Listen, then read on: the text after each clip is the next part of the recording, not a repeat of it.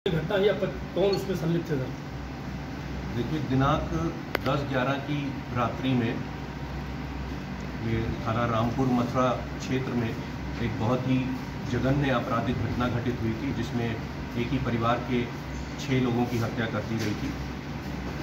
घटना के तत्काल बाद जो मृतक अनुराग के सगे भाई ने अपने आप को एक चश्मदीद गवाह की तरह प्रस्तुत किया और बताया कि उसके सामने ये घटना कारित हुई है और जिसमें परिवार के अन्य लोगों को मारकर अनुराग ने खुद आत्महत्या कर ली है।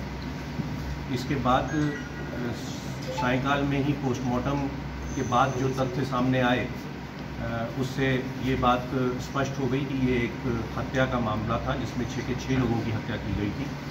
उसके बाद पुलिस ने इसको इन्वेस्टिगेट किया है, विभिन्न पहलुओं को अपनी जांच में सम्मिलित करते हुए साक्ष्य एकत्रित किए हैं और जो तथ्य साक्ष्यों के आधार पर सामने आए हैं उससे मृतक के भाई द्वारा ही ये घटना कारित करना स्पष्ट हुआ है।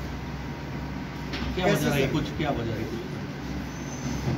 ये जो अभियुक्त है अजीत, इसके द्वारा कुछ पैसे और ज़मीन के विवाद के चलते हुए ऐसा महसूस किया जा रहा था कि इसके भाई और उसकी भाभी द्वारा से उनसे ये प्रताड़ित महसूस कर रहा था और इसको लग रहा था कि वो इसके साथ बेईमानी कर रहे हैं। एक 24 लाख का केसीसी लोन भी था जो उन लोगों ने पहले इससे बात की थी, वादा किया था कि वो इसको मिलके चुकाएंगे, जो कि इनके पिताजी के जीवित रहते हुए समय का लोन था, परंतु इनके द्वारा उससे इनकार कर दिया गया। घटना की रात्रि में भी ये एक इमीडिएट रीज़न रहा जिससे शुद्ध होकर इसने इस घटना को अंजाम दिया। कैसे सर सिलसिलेवार अगर बात करें, एक आदमी 6 लोगों की जान लेता है तो कैसे वो करता है? घटनाक्रम क्या रहा? देखिए, घटनाक्रम जैसे मैंने बताया कि जब हत्या के केस की विवेचना शुरू हो गई, जब ये स्पष्ट हो गया कि 6 लोगों की हत्या की गई है, उसके बाद जो ये अपने आप को चश्मदीद गवाह बता रहा था उससे भी गहनता से पूछताछ की गई, CDR एनालिसिस किए गए, टावर डंप एनालिसिस किए गए, जो अन्य रिश्तेदार थे, पड़ोसी थे, गांव के लोग थे, उनसे भी बातचीत की गई, छानबीन की गई।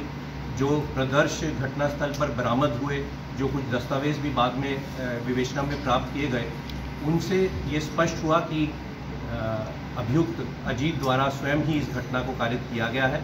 जहाँ तक घटनाक्रम का बात है तो इसने सिलसिलेवार फर्स्ट फ्लोर से शुरू करके पहले अपनी भाभी को इस घटना का अंजाम बनाया, उसके बाद नीचे ग्राउंड फ्लोर पे आके इसकी माँ जिनको जानकारी हो गई थी उन पे वार किया, अपने भाई पे वार किया और फिर एक एक करके बाकी बच्चों को भी इसने इस घटना का अंजाम बनाया।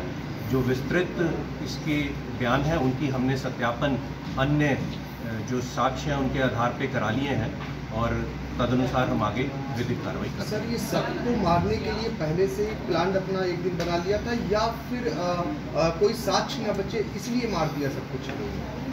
देखिए, ये पूर्व में ही अपने भाई और खासकर अपनी भाभी से प्रताड़ित महसूस कर रहा था। इसको लगता था कि भाभी भी हैं जो वो भाई को सही निर्णय नहीं लेने दे रही और इसके खिलाफ वो लोग जा रहे हैं। तो इसका जो अब तक विवेचना हुई है इससे ऐसा लग रहा है कि ये अपने भाई और भाभी को इस घटना का अंजाम बनाना चाहता था, परंतु बाकी लोग जो कि घटना के बारे में जान गए तो इस कारण से उसको उनके खिलाफ भी इसलिए ये घटना का है। सर, ये माँ को किस चीज़ से मारा है? देखिए, ये विवेचना के बिंदु हैं, साक्ष्य हैं, उनको अलग से विधिक रूप से औचित्यपूर्ण नहीं होगा कि उसको एक एक चीज़ को यहाँ पे साक्ष्य को प्रस्तुत किया जाए, परंतु हमारे पास पर्याप्त साक्ष्य आ गया है जिसको हम न्यायालय में प्रस्तुत कर रहे हैं। इसकी पत्नी की क्या भूमिका रही इसमें? क्या कुछ ऐसी भूमिका मिली? देखिए, इसकी पत्नी और अन्य रिश्तेदारों उन सबकी भूमिका के संबंध में गहराई से छानबीन की गई थी, जांच की गई थी। उनकी लोकेशंस क्या रही हैं, क्या उनकी वार्ता हुई है, क्या जानकारी उनको थी, उस संबंध में विस्तृत विवेचना की गई है, परंतु अब तक की विवेचना से किसी अन्य रिश्तेदार का इसमें रोल नहीं आया।